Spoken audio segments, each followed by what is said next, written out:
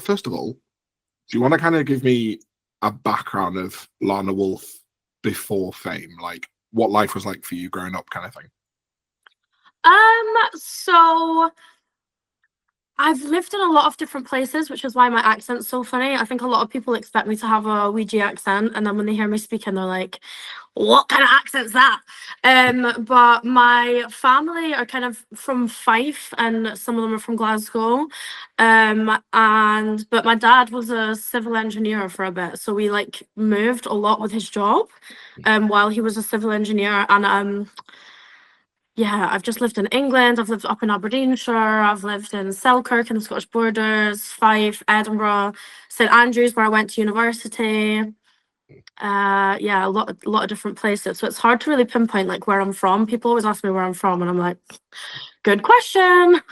Fair enough. And it also means I went to a lot of different schools as well. So like I don't have like that core friend group that a lot of people have, like that, you know, like with pals that they've had since they were wee. Like I don't really have that.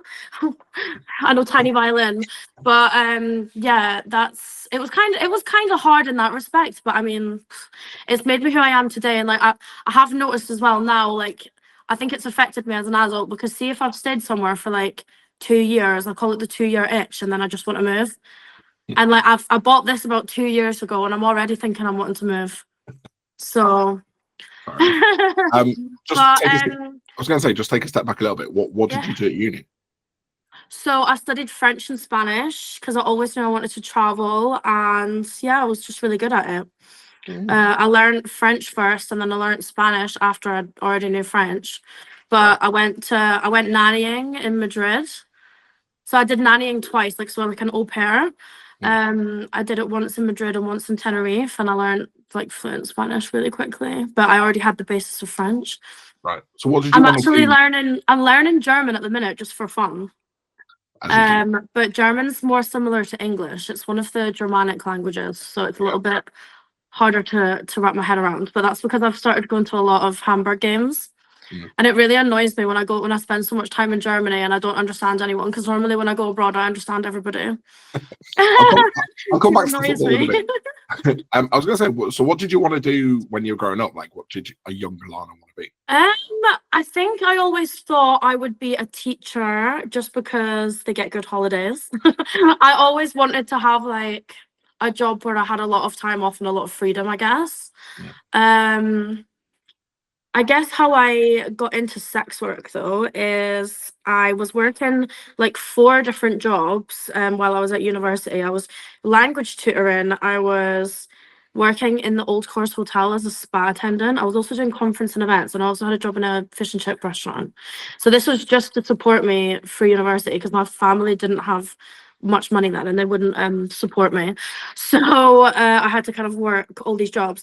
And then I started stripping while I was abroad. So I stopped nannying for the Tenerife family, and I flew from Tenerife to Magaluf because one of my friends was there, and then I got scouted to be a dancer. So I thought, oh, I'll do it. Didn't even have a matching pair of underwear or heels. Like I was literally, I don't know, 19 or something. And like I said, yeah, I didn't even have heels with me, not even a matching pair of underwear. But I made like, I don't know, like 360 quid, something like that in my first night, my first ever night, which to me was like insane money. Like that was just, I've never even had that much money in my hand before, you know? And then I don't know, yeah, I just enjoyed it. I'm quite a bit of an exhibitionist. Like I used to kind of go to torture garden parties and stuff as well back then with some of my friends. That was in the UK though. But yeah, I just kind of enjoyed everything a little bit sexy and a little bit naughty and salacious. So I was always stripping like all the way through uni. And then even when I left uni and I got my job in the Christian charity, I still was leading a double life because I was still stripping at the weekends. I couldn't really give it up, but it was such good money and I really enjoyed it. So I was going to say, what was your relationship with sex and that kind of world like while you were growing up? well, I don't know. I mean, I had it. I mean, like some people have it I don't know. Some people like experiment. Some people take more that kind of thing. Like, was it just a normal thing, or was there anything that unusual about your? Unusual about me. I mean, I don't know. I guess I've always been a bit adventurous. Like I had a like I did stuff like I had what I say stuff with girls. There was one girl that I did stuff with all the time at uni, and that wasn't to do with content. Obviously, that was like way before the era of OnlyFans. And I had like a few boyfriends and stuff, but I don't know. Nothing. But Like... we did. But me and my friends did go to Torture Garden. So my friend was a dominatrix. I think that was probably my first exposure to maybe that. So I had sugar daddies. That was my thing. But you know, I was in St. Andrews where it was like full of sugar daddies all the time. So like, you know, I wasn't shy to a sugar daddy kind of thing. But my friend, she was dominatrix. And so I learned a bit about that. So she was my friend and my flatmate while I was at uni. And then I met Martin, who is one of my regular slaves now, all the way back then. So this is going back like an embarrassingly long time. I don't want to give away my age, but I still speak to a submissive that I met through that dom now to this day. Like it's like one of my longest friendships. But yeah, so I think she got me into doming, but also I'd say that I also just was like feisty anyway, because when you work in a strip club, you have to be feisty with the guys. Like any stripper will tell you this, the more assertive and dominant you are, the better you do, because in those kind of environments, they will try and get as much as they possibly can out of you. So and for paying as little as possible. So in order to sort of assert control and kind of put your boundaries down and ask for money and stuff like that, you have to be very confident. So I was always kind of dominant anyway, and I kind of learned that in the strip club, but then also with, I guess, like exposure to my friends and stuff. But I always thought, I mean, like the first time I went to Torture Garden, I went as a submissive, and then it was only later on that I became more dom. But now I'm like a total switch. Like I can literally go both ways. Like as you've probably seen on my Instagram with me barking like a dog and locking myself in a cage. And then, you know, and then the next day I'm a Celtic slave, you know, in the dungeon. So things are roundabouts. So how did it go from just doing kind of stripping in Magaluf to actually turning this into a full-on career in the adult industry? So I didn't just strip in Magaluf, I stripped all over. So I even did a stint in New York where I was dancing on the biggest club in New York on Broadway. So I did a lot of dancing, but obviously it's not like a constant thing. Like when you're traveling as well, you normally kind of stay somewhere like a few months at a time. So but when OnlyFans started becoming a thing, well, there was another website that I used as well. It was called Admire Me, but I don't really use it anymore. It was like more of a passive income. So you would make the content, and like all the girls were doing it. So I started off not doing it, but all the other girls started talking about it. And I was like, oh, but do you have to show stuff? Like, I don't really want to show, like, you know, I was really concerned about my digital footprint back then. And you know, but we were all the same. We all started off just posting lingerie pics and modeling pics. I used to model for a bit of extra cash on a site called Purple Port, where you could like meet up with kind of amateur photographers that just wanted to, you know, shoot girls. But honestly, my levels were like no nude. And then I started getting my boobs out, and then I was like, okay. And so I would kind of go to these photo shoots, get maybe like 200 quid, and then they would give me the photos. So then I could put the photos on my sites, and then I would take photos at home. But then, yeah, then I realized like it's just easier if I just take the photos on my own. And then, you know, and obviously the exclusivity then of your content being on your own site. And I think I was always a bit worried, like, I don't know where these photos are going to go. But you can't be worried about that when you're getting paid for a photo shoot. But that was back then. And then, I don't know, it just progressed. Like, I did my first, like, adult, like, actual penetration video with a guy on one of my birthdays. I remember it. And I I don't know. Yeah, it just did well. A lot of my fans were really shocked. They were like, "Oh my god, we didn't think that you would ever do it. You didn't seem the type." But I So guess I am. what kind of sparks you into wanting to do that then? Because that's a pretty big jump. What from? Well, so I I did have a little bit of a wobble after New York. So after New York, I was like, right, that's it. I'm gonna leave the industry, and I got my job in the Christian charity. And I mean, I guess it's just it didn't take me very long to get bored of the same, like, you know what I mean, like. So I started stripping at the weekends, and then the Christian charity actually gave me an option of going back to university, which I kind of like, I really did think about, because I was like, oh, it's essentially all paid for and it'll help me progress through the company, etc. But then I remember sitting down with like a bit of paper and a pen and just being like, right, how am I going to work out when I can do stripping and when I can do OnlyFans? Because OnlyFans was a thing. So I was doing my Christian charity, and also I was going to church. I was going to church on a Sunday morning. I was going to Bible study on a Tuesday night.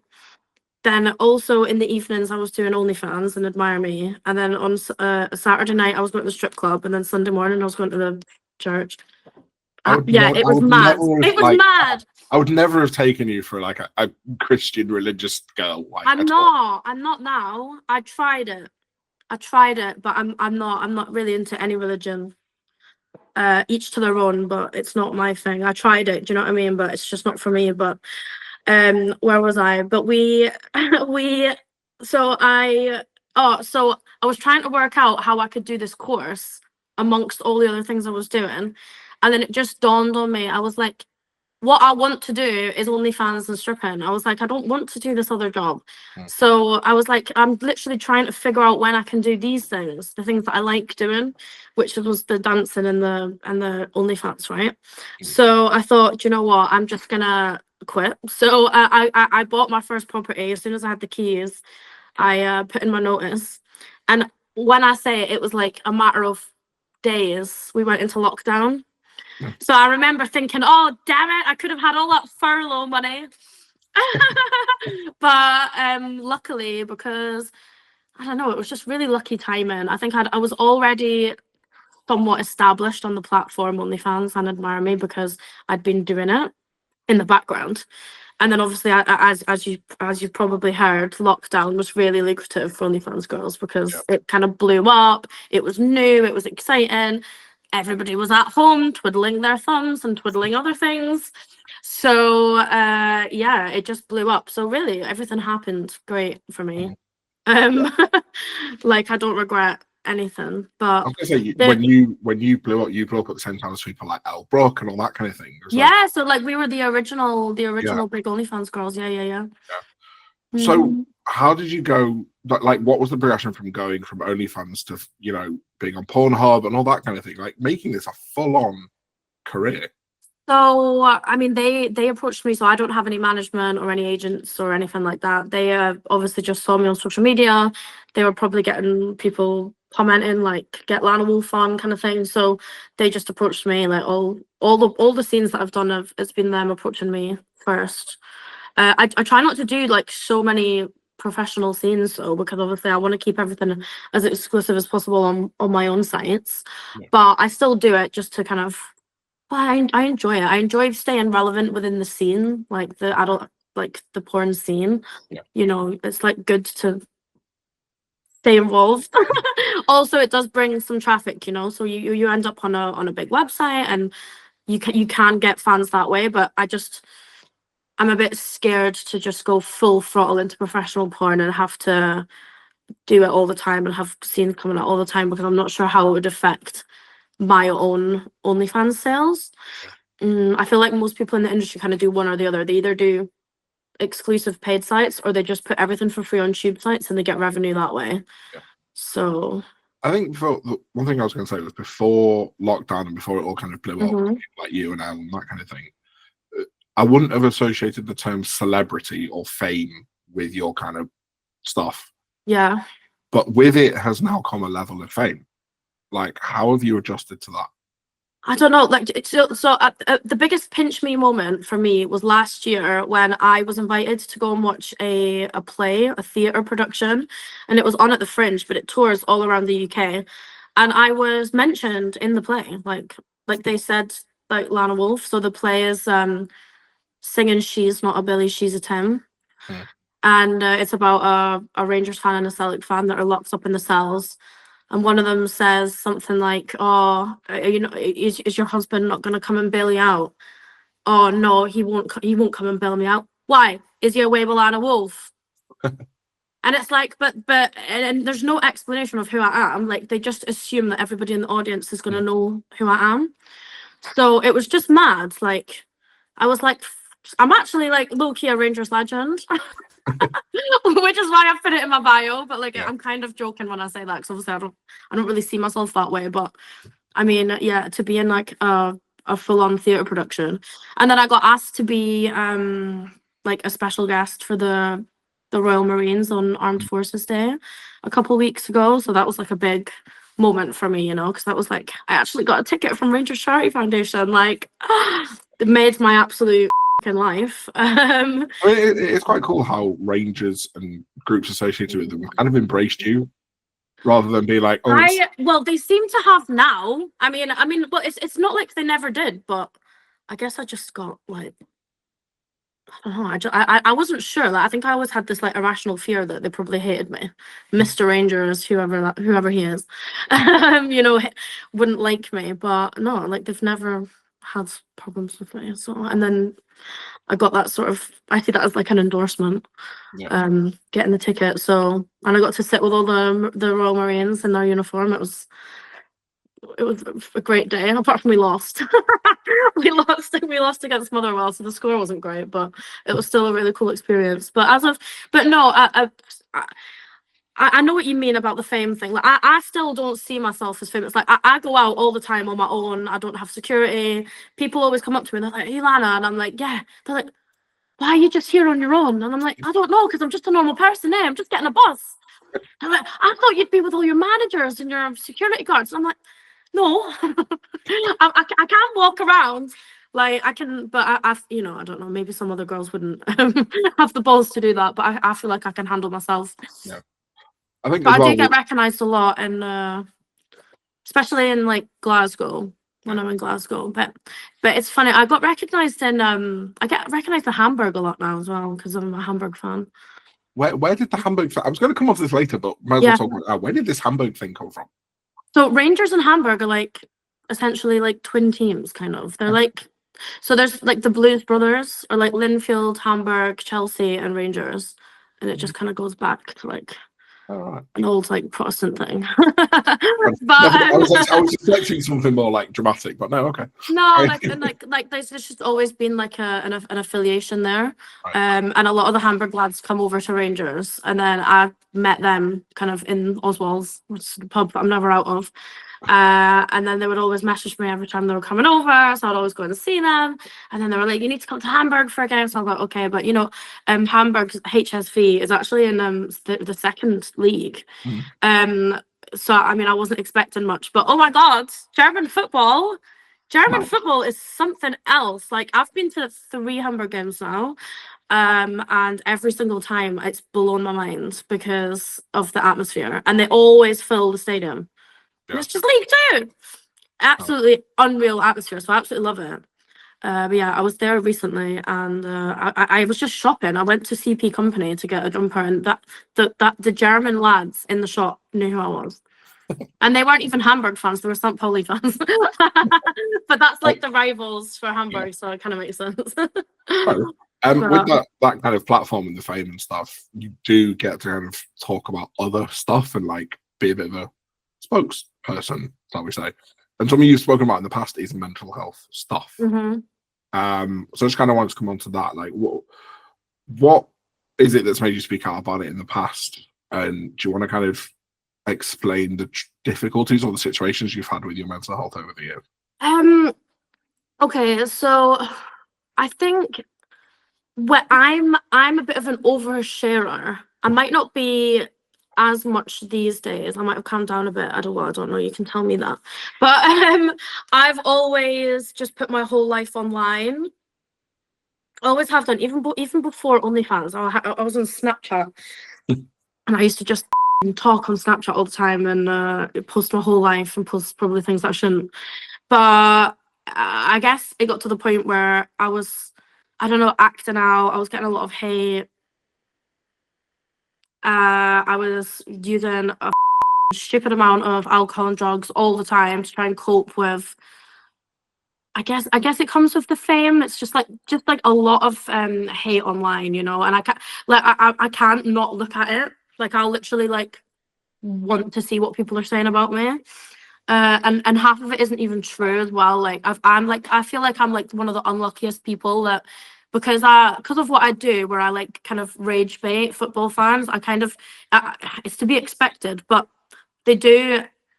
I do get it online, but the thing is that it's like what I don't like. I don't care if people say horrible things about me, about my job, or about like stuff that's true. But what I can't stand is when people make stuff up about me. Like I've seen so many rumors online that people seem to believe that are just completely not true. Like there's no evidence to any of it. Like apparently I like oh, I won't even say, but something at the John Greig statue. Like I did something at the John Greig statue at Ibrox for tickets, and it's like. That's kind of like like one of the funnier stories, but it's like people genuinely believe that I do things like that in the stadiums, and it's not true. I don't want to get a stadium ban. There's no chance of me doing anything like that at Ibrox. But I guess because of my job, people just believe it. Maybe, well, but then I don't know. If there's a stigma against what I do, so people just think, oh, it must be true because she's that kind of person. But just because I do porn doesn't mean that I'm a certain kind of person.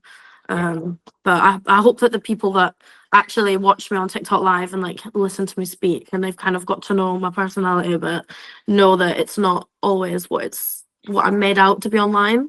But it's kind of like a double-edged sword because then when I'm getting loads of hate and I think, oh my god, everyone hates me, it makes me not want to come online and talk to my audience. So then they don't know. But like I recently this year started going on TikTok live again, and I've had so much love from people saying, oh my god, Lana, like we didn't know you were like this. Like we didn't know you were sound. Like why don't you come on and speak to us? And I'm like, I need to do it more, but it's just a constant cycle of anxiety and depression. Like honestly, sometimes I get so overwhelmed with everything that it gets really hard. But I did have to go sober for a full 6 months. I set myself the goal of going sober for a year, and I got myself counselling from a charity that does like drugs and alcohol counselling, which was just offered to me because I don't know. I kind of went to the doctor and was speaking about my mental health. And they asked me how much I drank and used drugs. So I told them, and they were like, okay, we're going to refer you to this.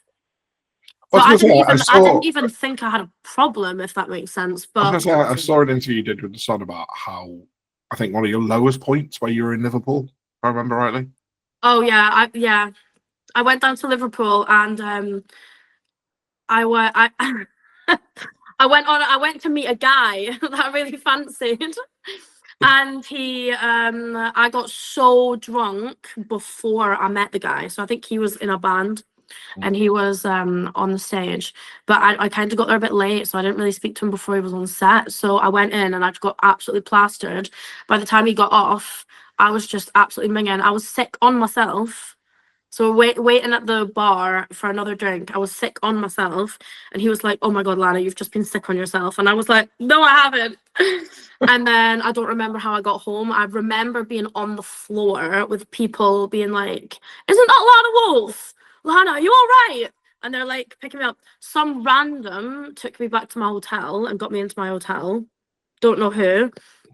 Obviously that's a very dangerous situation to be in. Like anything could have happened to me. And the guy that I went on the date with has just left me on the floor. He was like, I'm not dealing with this. So he was a dick. But also I was just really, really drunk. And then after that I was like, that's so embarrassing. Oh, and then I spent like 2 days on TikTok live, embarrassing myself as well, talking about it. yeah. So after that, I was like, right, I need to, I need to wind my neck in a bit, because I felt like I was going down a slope. Like it wasn't. I never got to the point where I woke up in the morning and I was like, I need to have a beer. Like it wasn't that kind of an addiction, but it was when I did drink, I really fucking binged. Like it was like I just wanted to get out my nut. Like Mm. I didn't want to be like alive, cohesive. Like I just wanted to be like I was drinking like really, really to binge drink, and not to have fun as such. But anyway, did my counselling, did that for like a year, and then it got to the point where I was sober, and I'd been sober for like 2-3 months, and I was like, you could be helping somebody else. So I think I'm gonna stop doing the counselling now. So that was for about a year, and then I managed to stay sober for 6 months. But it did, I'm not gonna lie, like I did try and do a year, but it got to 6 months, and I kind of thought, oh, like I'm 6 months is fine. So, but then I start, but ever since then, now when I drink, it has really changed my mindset. So I'm Mm. not sober anymore. I do drink now, but I don't drink during the week. I drink like, and see when I go to like events and stuff, I'm a lot more. Screwed on. I like I know like I need to show like a good version of myself. You know what I mean? Yeah. But yeah, so I don't know. But it has taught me that if I ever struggle again in the future, I know that I can just get some help, and the help does really work. Like I thought it took me about 8 months to a year to notice the help that this counseling gave me. Because like there was a lot of times where I was trying to get sober, but I just wasn't. Like I was just drinking all the time. I was still using, and then but then when I was sober, I was like, oh my god, it must have worked. Yeah. So yeah, if anyone else is out there struggling, like there are counseling that you can get for free, and there's not even much. Well, my one, there wasn't even much of a waiting list. I feel like if you go down the mental health route on the NHS, you wait 6 to 12 weeks for something. But if it's drugs and alcohol related, there are charities that are just available. Mm. So So would you say that I don't know if you would say you would regret it, but would that be one of your biggest regrets in life then? What happened in that whole Liverpool situation? um obviously it wasn't nice. It's not nice to look back and think about it, but I try not to be one of these people that regrets things, because otherwise you just live constantly with guilt and regret, and that's not healthy. I think that things have happened in my life and I've learned from them, and Mm. it's made me who I am now, and it's made me a lot wiser and a lot. I think wiser is a good word. Like I now mentor other girls, so I'm now a manager for other girls.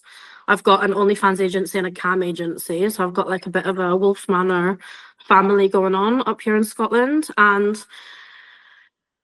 all the mistakes that I've made, now I can just relay that information onto my girls, so to hopefully they don't make the same mistakes that I did.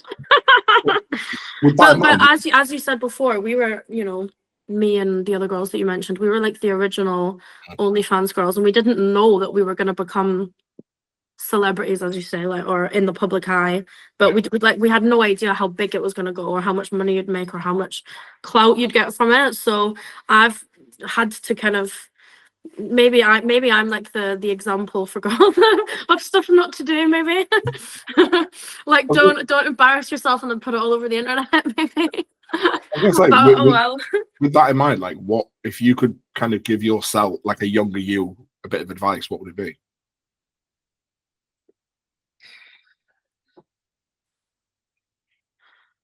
I don't know. If I could give myself, in terms of what, in terms of the job, in terms of mental health, in terms of, In terms there's of lots of knowing things like knowing what's happened over the last however many years, putting it all into perspective, like, what advice would you give yourself? try not. I mean, it's easier said than done though. But so all the hate online, and the lies and the things that people say and all of this, like try not to internalize it. Like one, don't read it, don't internalize it, don't believe it. Like you have no idea how much it's impacted me. Like the insecurity that I feel deep down inside, because of the hatred towards me for my job and all of the crap that I see online from football fans.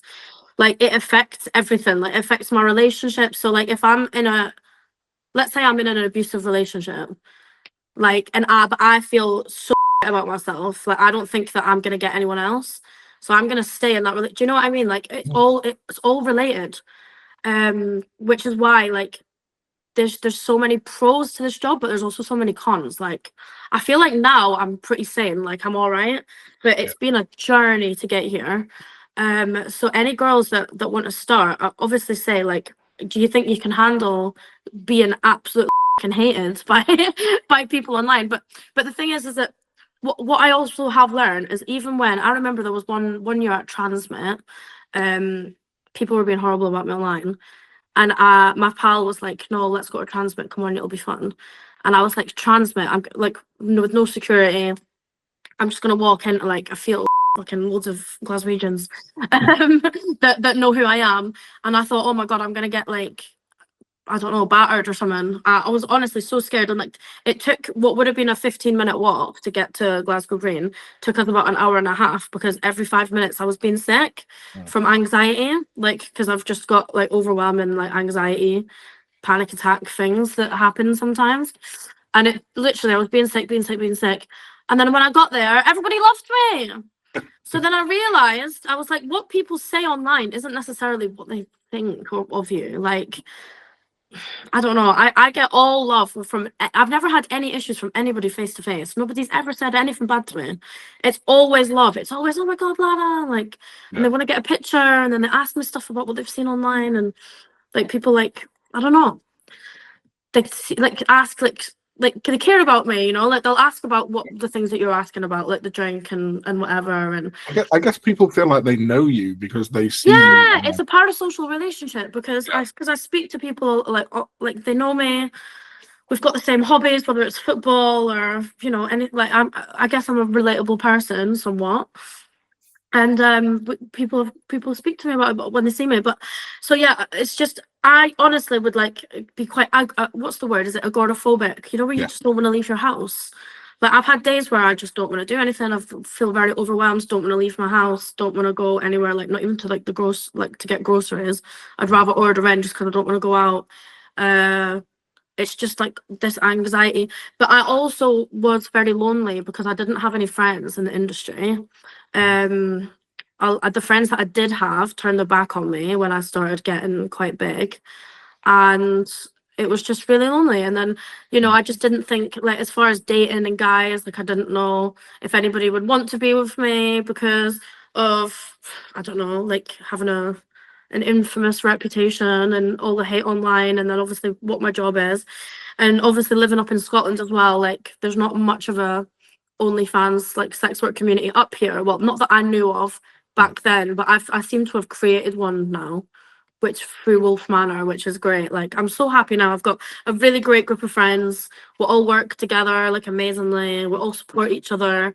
Like, yeah, I'm just so much happier now. But I would suggest again to people, you have to be prepared for hate online. It doesn't mean that it's real. It's not real life. It's just hate comments online. And like it's not actually, like, nothing bad's gonna happen to you from, well, you'd hope not, but it didn't happen to me. And then try and have like a community around you of like at least a couple of people that do what you do, that you can speak to, and that so that you don't feel so isolated and lonely. Because honestly, waking up, like I've got a beautiful house and everything, I'm so blessed to have what I have, but when I'm here on my own, like it's depressing because I have to get up, I have to motivate myself, I'm doing similar stuff every day. Like it does get a bit like boring and lonely if you don't have like a family of people to work with. So that's why I've created Wolf Manor, which is my sex work family. With that in mind, like where do you see yourself going in like the next 2-3 years? So I'm working hard on building my agencies. I don't want to have a big, massive scammy OnlyFans agency that has like 200 girls that they've never met and that they do the bare minimum for. I'd rather have 2 girls that I see all the time, that I can work with on different social media storylines, or or porn videos, or like just anything really. Just and I want it to be people that I see all the time, like I want to be quite involved with them and like how they grow, and like be able to mentor them, and like I said, like teach them not to make the same mistakes I did, try and get them as big as possible. But I'd rather honestly like have like 2 girls that do well, rather than like spread myself really thin with like a massive agency. Yeah. So I feel like my agency will be a bit more ethical in a way, and female focused. I don't work with any men now. I'm female only. My agency is I don't know if, how I managed it, but it's I prefer it that way. Fair enough. So yeah, it's we're all just a group of women that work on the agencies, but yeah, it's good. So away from sex work, the last thing I wanted to ask you about is your beloved Rangers. Sure. Thoughts on the season? That's all I'm going to say, and just leave it there. I mean, come on, it's not great, is it? It hasn't been great, but at least we got rid of Clement. We're now with Barry, aren't we, for a few months? But I mean, after Barry, I don't know what we're gonna do. We've got good investors now with the 49ers, but investment doesn't always mean success. We've seen with Hamburg and places like Manchester United that you get rich investors doesn't necessarily mean that you go up. You might go down even, which is what happened to Hamburg. So yeah, we just need to get players that actually want to fight for the club and not just take easy money. So I'm still I want to be positive. I just want to get rid of is it Castor? Oh yeah, I want Adidas or something. Do you think I'm looking forward to. Do you think Rangers are realistically gonna take over Celtic in the next 2-3 years, or is this like a real long wait till you're back at the top? Honestly, like I shouldn't be saying this, and my Rangers fans watching this are gonna hate this, but I just feel like it's just got too easy for Celtic to win. Like we need to be that team again that that where the old firms are excited. Well, I mean, okay, to be fair, we did actually just win that last old firm, but the league was basically already over, so it didn't really count. But I just want to be like on an even playing field again. Like 55 was absolutely amazing. We had the best season ever, and then since then, what I mean, it's just gone back to. So yeah, I'm just hoping that things get better now that we've got like some money behind us. Because I was worried about that money situation. I can't lie. I shouldn't be saying that either, but fair enough. All right, brilliant. That is everything I wanted to ask you. Very much appreciated.